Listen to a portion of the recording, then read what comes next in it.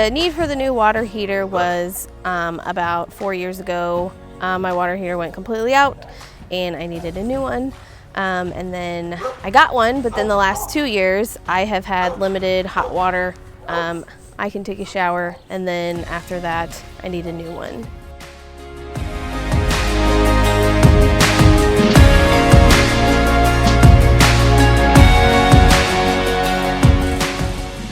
I was at work and I heard on the radio about assistance, or I can't remember exactly what it said. And it said to go online and tell your story, so I went online and I applied.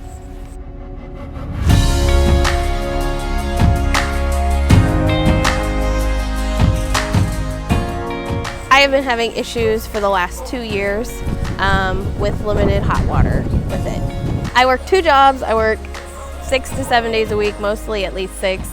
So it's really helpful to get anything.